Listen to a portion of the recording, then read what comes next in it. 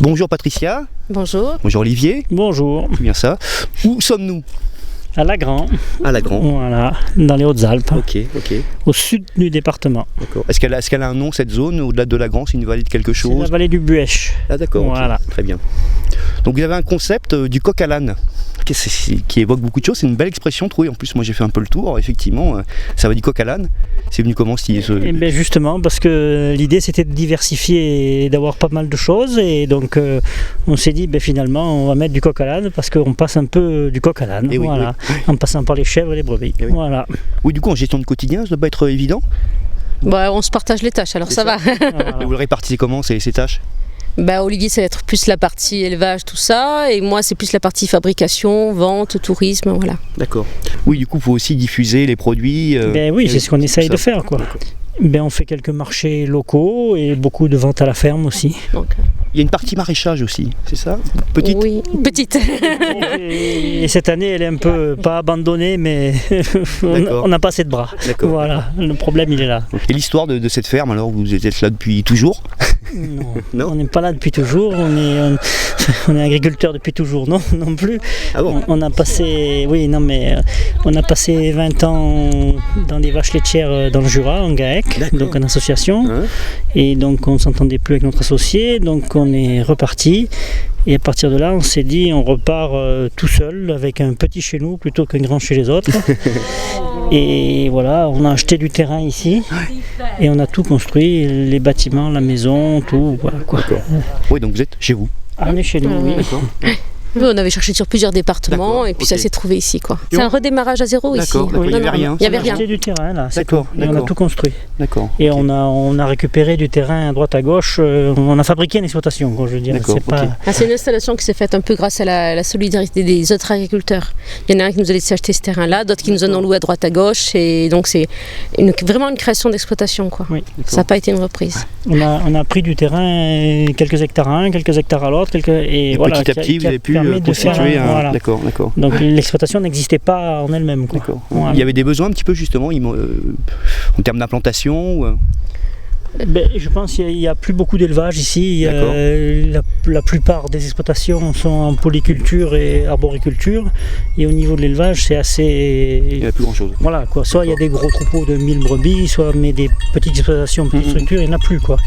Donc c'est les terrains qui nous ont laissés, je veux dire, c'est des terrains qui les enquiquinaient plus qu'autre chose parce qu'ils ne sont pas mécanisables ou quoi, et donc il faut les faire pâturer, quoi. Et oui.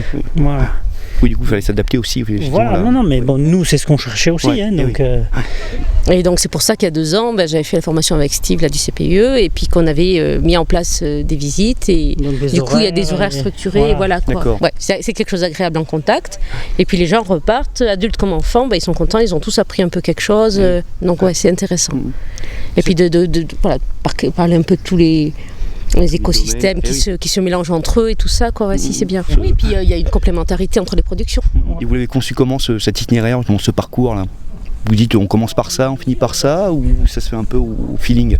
Non, le parcours, on le fait en fonction de un peu où sont placés les animaux, histoire de voir aussi un peu le relief et la flore, sans dire d'aller trop loin et tout ça. Donc non, on a un peu réfléchi et on finit par les chèvres. Après, comme on voit la fromagerie à la fin, tout ça, quoi. D'accord.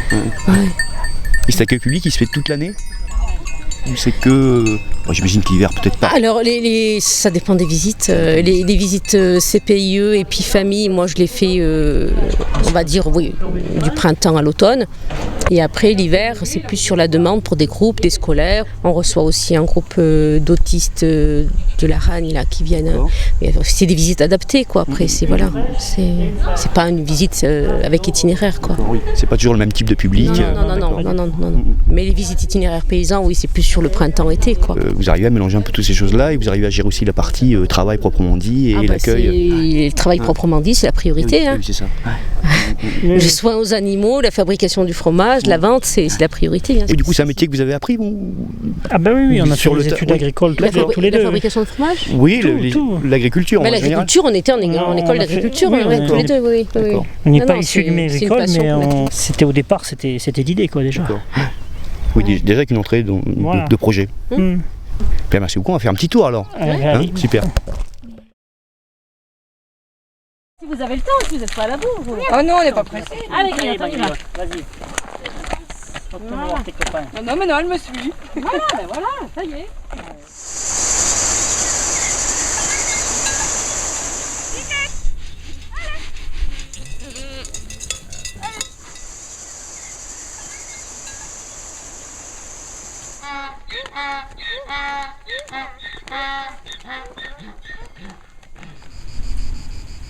Allez, andiamo a casa.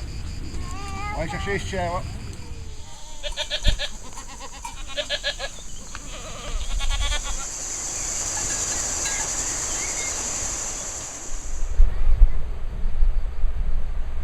Bizama, tu l'as vu?